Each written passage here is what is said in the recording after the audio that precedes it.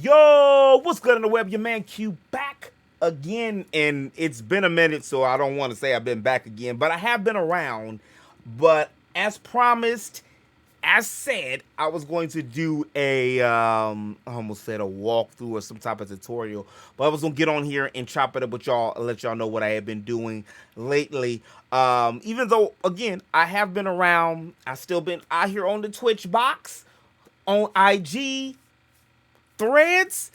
They got a desktop app now, but on Threads, it's broken still, kind of. It's weird. I don't know what's up with Threads. At least I reported it or told the folks, hey, I ain't snitching. Just, somebody stole your bike and all your shit. Who you gonna call? Do your job. Do your job. Do your job. That's all I'm saying. Do your job. Do your job. Do your job. But no, in all seriousness, Threads I would use more like I would do X, Twitter, if it actually had a functioning or a better working desktop app. But other than that, I have been around. A shout out to everybody, all the new subscribers, all the new people of the crew, passengers, party members, NPCs, and everybody else in between alike. I thank y'all. We on hashtag road to 2K. Can you believe it? I mean, yeah, it's been a minute, and I'm stubborn. It probably would have been sooner if I would have niched down all the way, or at least shout out to shorts. YouTube couldn't let Instagram and TikTok completely monopolize the short stream, especially being the number 2 search engine ever. What is under the umbrella of Google. So it is the number 2 search engine. So they couldn't allow it to be the massive multi-billion-dollar platform, content creation platform that they are. They couldn't afford to miss the boat on that. So I have been reaping the benefits with the shorts, thankfully. For whatever reason, a lot of my news, maybe, I'm not going to say for whatever reason, it piggybacks to what I was just saying. I didn't niche down until recently. I'm going to say last year. But right before I hit 1K last year is when I decided to, I'm going to niche down. And the moment I decided to niche down and just mainly primarily focus here on RPGs and jrpgs and arpgs and just anything role-playing, is when I start seeing a different momentum of growth. Also, the shorts. My Persona video is still out here doing strong, and what's so funny is Akechi's birthday was in May, and I still have yet to make a follow-up for it. It's 2 reasons I know. For one, I want to make a longer video for it, and I have been working on it just a little salt geek, just a little bit within the backdrop of stuff. But it's one of those things, I mean, you just gotta kind of just, swing for the fences. It's because, again, I wasn't swinging for the fences with that video. It was on my list of what videos I can make for that day, and Akechi's birthday just happened to be that way, or that day, and I have been seeing this female version of Akechi everywhere. So I want to get all the other artists and stuff that I want to use, or I'm going to document and have links and stuff to their sites and stuff when I do use the little 2-second intervals of talking about the characters and compare them to the other characters. So I do want to do that in a long form video, but just because the short got hundreds of thousands of views does not necessarily mean that this one's going to get it, even though YouTube has made this thing a lot where you're able to connect your videos, your shorts, to your long form videos, which I've seen a little boost in that lately too, so that's good. But yeah, we still on the grind. We in the lab. We still on the grind to do this full time. I'm not rapping, but that's the whole the whole mission and goal of that. And recently I stream on Twitch as well, Monday, Wednesday, Friday, and I finally honed that down to do a let me get my water, my throat. It's that Kroger brand water. Shout out to everything to shout out. But for real, the sparkling water, I almost bought the little thing you put on the faucet, because even though water is my favorite element, sometimes you want something that tastes good. But I stopped drinking juice and I don't have beer on the weekend, and soda and other stuff like juice. Like I'll drink some cranberry juice, but that pretty much primarily be it.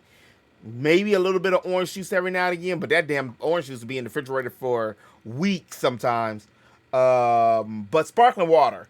I didn't like water like that all the time, but I started messing with that sparkling water about 2018. When I quit soda and beer like that because it had that kick and I needed that kick. Now, just because, of course, you know how that go. So, moment you start drinking and eating or doing something a whole lot, that's when they come out with some kind of FDR, like sparkling water. It's bubbling up your gut and it's giving you a IBS, irritable bowel syndrome, something crazy. You know how that go. But over on Twitch, I just started last week. I'm gonna say, was it last week? One of the homies, Biznick, that's actually his name, Biznitch. It took me a minute to realize that this Biznitch, he's a creator and a developer. Not so much a creator as far as like YouTube and Twitch and social media, but he makes video games. And he would come in and he came in for when I started doing video game creation in the beginning of the year when I was making Beyond Fantasy, my first like real attempt or swing at a game I could put on Steam and see where it goes from there. Anyway, me and him was talking about it. He came in on one of the streams I did a couple weeks ago. He was like, man, when are you going to start your game again? I don't know why. They did great, like Tony the Tiger. But when are you going to start your game again? I used to like coming in and seeing your game. And one of the reasons I stopped is because, see, my imagination sometimes is so wild that I have to, when you're learning a brand new program and when you're learning anything, you got to kind of pace yourself along with life and work and family and, YouTube and it's so many different things that are pulling at us, especially once you hit that adulthood stuff, because I know it is more than a few people that's younger that watch. Once you start hitting and get a certain amount of responsibilities, there's your time. You have to delegate your time properly, and that content creation is a big. A lot of people don't tell you the secret about content creation. The content creation is you're gonna be doing low pay to no pay for many a year, unless you're lucky. There is a few people who are the select few who are blessed with the fact that they get on and they hit that first 100 in the first year. They hit that first 1,000 the first year. But for most of us mere mortals, it don't always take like that. And then you have to build some kind of other infrastructure to do that. Originally, the whole content creation and social media and the reason I did YouTube was to get an audience for when I did start making games. And then I would just sit back thinking, even before the homie had said that on Discord, I was sitting there thinking like, damn, I need to start working on my game again because I have all these ideas and straight hard takes and opinions for RPGs. And like, I hate a freaking random treasure chest. And bring status effects back. I'm playing Lufia now on Fantasy Fridays, and one of the things that I really loved and admired about these old 90s, I mean the old 80s, end of the 80s and 90s RPGs was they had no mercy. And they had no mercy because the graphics that they envisioned couldn't do what they wanted it to particularly do, which was probably be like top tier, almost visually looking like humans, but the technology at the 16 bits, they couldn't do that. So they overemphasized into characters, story, sound. Some midis still sound good to this day. Like legit, a lot of midis still sound good to this day. Like from Final Fantasy 6, Earthbound has some with the Runaway 5. They said Secret of Mana is still something about that opening scene with the Mana Beast, otherwise known as Flammy or Flamey, that noise, which Flamey always remind me of the 1980s Never-Ending Story, that beast. I can't remember the name of the beast from the Never-Ending Story, where he was the dragon that had the damn mustache. He looked like they kind of redid that a little bit, or an imagination of it in Spirited Away. Later on, what's his face, who transformed into like the dragon type kid king thing crushed for the girl. Um, but I say all that to say that that's the whole thing. Is it takes a little time to do certain things. So I kind of put the game on the back burner because my imagination was far exceeding exactly what I wanted to do. But after replaying Lufia, start playing Lufia on stream again, it made me think to, bro, you know, tone it down and just do some simple stuff to and still display and focus on the battle system and establishing a form of RPG that I want to establish, which is heavy on status effects. And I'm not going to say just, and what I mean by heavy, I don't mean that every enemy's going to have a status effect. I mean, if you got poison on a game, and just because the end of the battle is gone, you still should be poisoned. And if you go buy a poison, they should be a certain amount of money, but it shouldn't be on a page where you could just sit here and stockpile a million items. So I will have item caps, yes, Zelda type item caps, which I consider Zelda an RPG. Even if you want to consider it an action RPG, I still consider it an RPG. Me personally, that's what I do. It has all the formulas of it being an RPG. And even Miyamoto himself was talking about it had heavy references from Dragon Quest, which is what? The godfather of RPGs. It's sprinkling with a little FF, which came out, well, when did the original Final Fantasy come out? I think they came out around the same time, 87. Because we got 89 or 91 in the States for the original Final Fantasy. That's why we were so behind on the Final Fantasies. But again, with the random treasure chest, I hate a random treasure chest that you just happen to find them as the moon, or the rainbow armor, or something that you needed in an area where if I see a random treasure chest just walking down the street, I'm gonna kick it open. Maybe now, not now. You never know, somebody set you up. But like in these fantasy-based worlds, come on, you know what I mean? I think that's stupid. There's better ways to also mask the story or mask these game things that still make you feel like you're in the story. Even if you're able to say, if you tell somebody early on, like, okay, for instance, how I'm going to do it in Beyond Fantasy is it's like a pirate story. So it's going to be like a pirate, legendary treasure, and you have to either find a key or you have to know how to crack a code or do something in order to open these things. And the reason why he was doing this, it could be like, how One Piece was or is when it comes to the One Piece, except being the One Piece, is different items in different areas. I'm just saying, giving an explanation from just a random random treasure chest. As an example, Xenoblade 3 did this really well when they would have like the drops just drop, and it was the people, the Mobius doing this. They were just out here just dropping shit and giving items and stuff, and that's why a lot of conflict when it came to setups and other. This is no spoilers, so relax. I know a lot of people ain't played Xenoblade because it's a 100-hour game. Relax. I ain't gonna spoil nothing for you. But, excuse me, I will say that they did a really good job when it came in, and they still have random treasure chests. I want to eradicate them all together, and do some kind of Final Fantasy 12 thing with a lot of the things. Is you'll see like a sparkle, or you'll see some kind of glimmer or exclamation point or something or you just go like on Lufia, that's a 93 game, you just go touch like a drawer or dresser and you press against it and it'll give you an item that way, rather than it's just being a random treasure chest. And definitely no tutorials. Tutorials should be a thing that are inside of a game, whether you're teaching how to play something to somebody like Cloud did, or NPCs. Again, I'm speaking off of Lufia because it's fresh off the dome. I just was playing some more on Friday. They explain to you through the Night Captain or something, this is how you do this. Anytime, especially Square Enix, a lot of games are like this though. I'm not just gonna blame Square Enix, but I've been playing a lot of Square Enix games through the archives to edit these games and stuff. And a lot of this stuff that's been happening lately is they'll do a cut and then you'll be like mid jump, and I'm playing Star Ocean 6 and they're gonna tell me how to jump. How the F you gonna tell me how to jump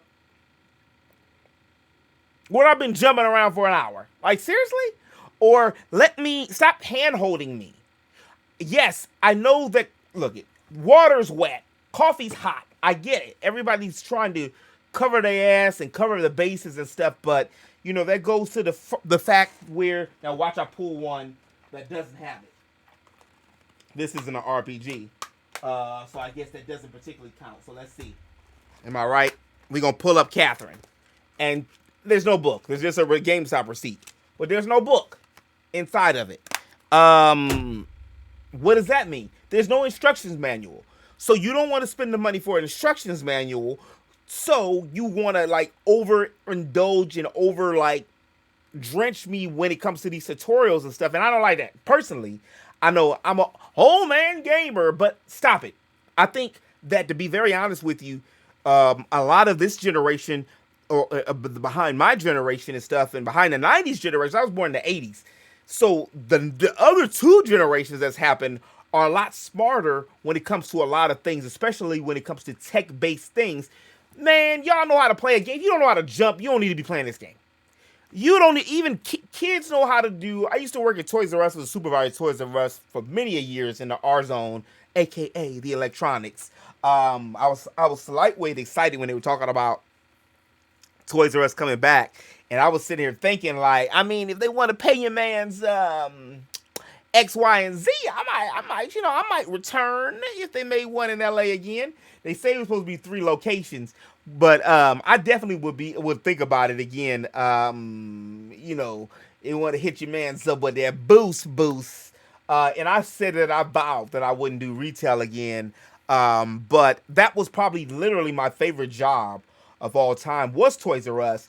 And what I did get a chance to see is what, in one of the biggest Toys R Us in America, was what parents liked. I always missed him. Shaq used to come to one of the Toys R Us I used to work at, and I always missed him. He used to do Toys for Tots. Well, he still do Toys for Tot, but he would come in and just like go through a little shopping spree and buy toys and stuff for underprivileged households and kids and stuff.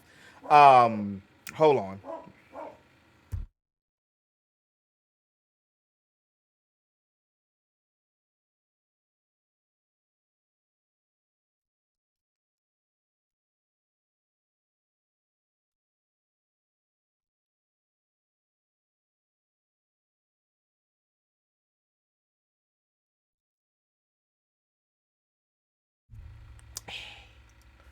It's some cats in my neighborhood. I think a cat had some kittens, so my dog gets extra mental when it comes to those. That's a good word, extra mental, when it comes to those kittens and stuff like that, or the cats just in general. He becomes like the beast really come out this dude. But I got a chance to see a lot of what parents buy and the knowledge that a lot of parents or just the general consumer has from. And then I also did work at GameStop and what's a peppermint. For if y'all remember, that go way back to when Blockbuster was around, and Blockbuster was trying to get into the video game scene. So they did a what did they do?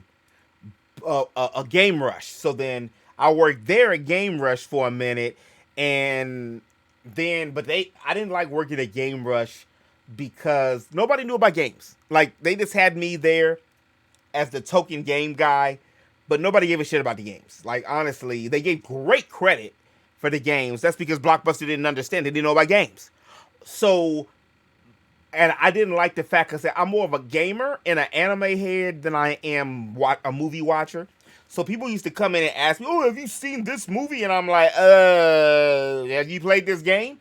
So when I got an offer to work at Game Crazy, the Hollywood Video equivalent, where it was only like 4 employees and it was all games and you got a chance to play the game before you pay. Yeah, I took the opportunity to go there instead. Which, unfortunately, I still think that they were the best out of all of the game companies. game retailers, exclusively game retailers. But I'll say all that to say I got a chance to see what the consumer and what parents like, and a lot of times that's what parents love Nintendo, and especially the Switch now, is the peripherals that they can buy. You can just buy some more Joy Cons, and then everybody can play, or just buy 4 controllers. That's why 64 did so well back in its day, because that's how I was growing up with the 64. We used to go over our homeboy's house, and everybody had their own controller, and we just go and we just be smashing on Smash Bros. And Mario parties and the carts. And I remember when his mom, my homeboy who had the 64 before all of us, his mom said she didn't buy. He was supposed to be going to get N64. He's supposed to be going to get Mario 64, but his mom ended up coming back and she said, "Oh, I accidentally bought Mario Kart 64." But now when I go back, and she wanted her son to have friends, which was actually a very smart play. She ended up buying Mario Kart 64, and then we all just kind of migrated and started getting controllers, and she bought extra controllers for everybody until everybody caught up and got to 64. So for like a whole summer, we were just on Mario 64. We were just on every game. Well, Smash Brothers wasn't out yet then, but we were on, what was it? Not Jumanji. What was that game? Turok. Golden Sun, which I just sold a Golden Sun off of eBay recently, as a matter of fact, which I had to drop the price a little bit. I thought people were going to pick it up for the price I had it at. But anyway, other than that, I'm going to be bringing back the Newz more. I'm going to work on some more after this video here, because this will go up probably manana. That's tomorrow. I'm going to do some more research and stuff with the Newz, what I want to do. I've been staying afloat, thankfully. I don't know what's happening, but I appreciate y'all. I've had like a few people say that Who's That Black Person has reached, is penetrated their homepage, which that's good. And it's not even the shorts. It is the old ones, the big ones. So what I've been doing every Wednesday, because I want to do like Who's That Black Person Wednesday, it's a W. So I dropped them simultaneously. At first I didn't want to bombard people with so many vids, but like, the world don't move to the beat of just some content. What might be right for you may not be right for some. That's Different Strokes for y'all that ain't old enough to remember. What you talking about, Willis? What you talking about, Geek? Different Strokes with Arnold. But anyway, some people like to digest their news and their videos in short form. Some people like to digest them into a long form content. And as the creator, I find it very attractive and very good to be able to just split it up and do the same thing. It's the same video, but just cut them in different places. Make one for short form and to get some views, and then make another one, for long form, which I can actually add to a playlist. And then, now it's really the sparkling water. I can add to a playlist, and you can go back and check it at any time. So those have been doing really good. One of my recent ones is what made me decide, one of the polls I just did, and almost what made me decide, let me go out and pick up Xenoblade Chronicles X again. So I'm waiting for that patiently. Should be here next week, a few days. So hopefully tomorrow. I've been checking my rotten numbers, my tracking. I haven't played that game. I never beat it, but I've gotten really far with it. I don't know if my Wii U bricked, if I sold a game, if it got stole. I don't know what happened to my Xenoblade X. I know what happened to my Xenoblade for the Wii. I sold a Wii, and that was my test game, which I realize now, Quentin, do not test a game when I'm selling something with a good game. Like, that's like me testing Xenogears in an old PlayStation I sell. Why would I do that? I don't know. I just wanted to see the opening of it. Xenoblade had one of the best openings where you're just looking at the Monado and you hear that classic theme music go on. I really need to get a Monado replica. I was actually thinking about making one, but that's a whole nother subject or something.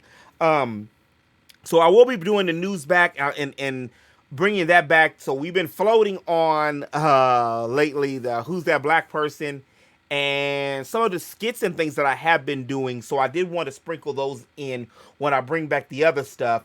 And I've been working on I just have it in my heart. I know it might sound like it's crazy and it's things, but this archives that I've been talking about, basically the tsunami of RPGs. And I had started it last year, and then this year brought it back for 2 weeks. And I realized something. A lot of our attention span is folks' ass now. But what we can do is, or how I could do is, if I cut those things into 30 minutes, instead of having it be just 1 hour, then what that does is that allows more suspense within the actual gameplay. And then also what that allows is more time in between each of the episodes, which means that I can bulk them and have them longer form. Like when I was doing 12 hours, I know I was doing the impossible crazy. I know 12 hours from 8 from noon to midnight. That was getting exhausting while I was only able to do it for 2 weeks. And then I was like, I gotta reformulate it and redo it. So, since the last time that one aired, I've been in the lab, cutting those up. So, and I've even got a chance to been playing got some gameplay from Sea of Stars, Catherine. I still have some Nier. I was able to play, some Dragon Quest, 11S, the one that's on I got the remake. I do have a whole bunch of one I'm not gonna say the remake, the Switch version basically was on PlayStation. I got that at AX a few years ago. I haven't even touched Engage yet or Astro Chain. I got a lot of games I could play to put on it. I want to get it to, like, right now I've been working on, I kind of got crazy with it. The ones that are strategy based games I've really had fun doing, especially like Fire Emblem and Triangle Strategy. It's because it's the pacing. Fire Emblem will be very boring. You just watching me roam around for 100 hours, 150 hours, right? So you calculate in your own mind how many episodes that would be, at least on 135. And a lot of them will be fluff. However, if I was able to cut it into a manner where it looked like